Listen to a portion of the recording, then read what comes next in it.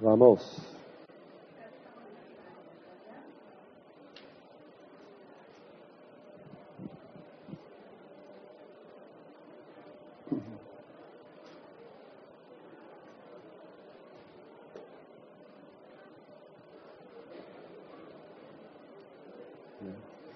A few more seconds.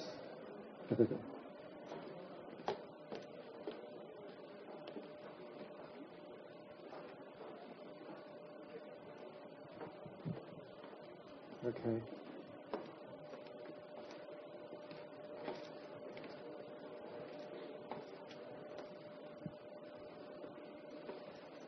Okay, here we go. While I was learning and understanding this information, which began in 1971,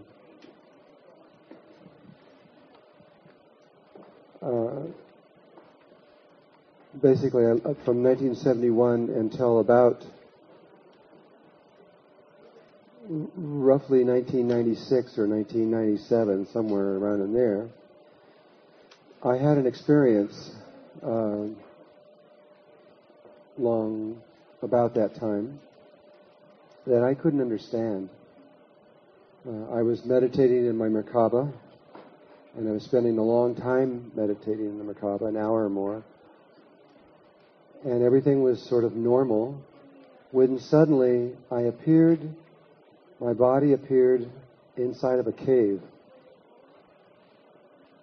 And it was a rather small cave. It was probably only as big as just this little side over here. And it was really real. It was just as real as this. And I couldn't figure out, I was having the experience, and then it went away after a while. And then it happened again, and then again, and then it kept happening. I kept going back to this same place. And I had no idea what this was. As this began to happen, I had a friend, Pete Carroll, who was the head coach for a football team, the New York Jets. And he kept wanting me to get in contact with this woman. He said, you got to meet this lady. She's very unusual. And I kept going, well, yeah, but I'm really busy. I don't have time to do this. And so I kept putting them off because I was so busy. Finally, after a few months, he says, look, you've got to do this. And so I'm going to take your phone number and give it to her so she can call you. And I said, okay. And she called me, and her name was Marianne Shinfield. This woman was an anomaly. She was very, very unusual. She was completely blind, but she could see. She had no eyes, but she could watch television and read books. She could walk around, down the steps, do anything. You would never know in a million years that she was blind. And I started talking to her, and she was not only unusual in that way, but she was unusual in lots of other ways, because she was able to see not only the outer world, but she could see psychically in ways that were extraordinary. She told me how NASA found out that she was blind but could see, and so they asked to do experiments with her. And I wouldn't have done it. I would have said, nope, sorry. But she did, and basically now she belongs to NASA. They're with her all the time and constantly doing experiments.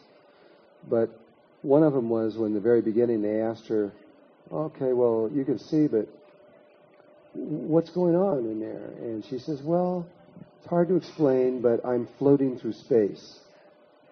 And they said, what do you mean you're floating through space? And she says, well, I'm confined to the solar system, but I can move anywhere in the solar system, and that's what I'm always doing, though my body is on Earth.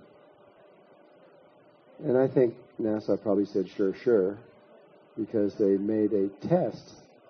And they said, okay, if you're really floating through space, then go along this particular satellite we have up there and read a number off of it. that's on the satellite, and we'll believe you. So she did. She read the number off the satellite, and of course, every flag that NASA had went up, and they started using her. And they started having her go to different planets and look around and to all kinds of things, and they began to realize that what she was seeing was just like being there. She was real. At the time that I met her was when those 21 fragments of a planet of rock came through asteroids, and they were the ones that went around the sun and came back and went and slammed into the surface of Jupiter.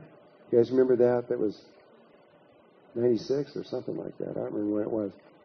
And she was working with NASA at the time. She was going up to each one of those fragments, right up to them, and looking at them and describing them to NASA. So I'm talking to this lady on the phone, and I ended up talking to her for 4 months, and for about once a week for about 2 hours. And it was fascinating. It was absolutely. I've never met anyone like her. I've met people since then, but this is the first one I've ever met. And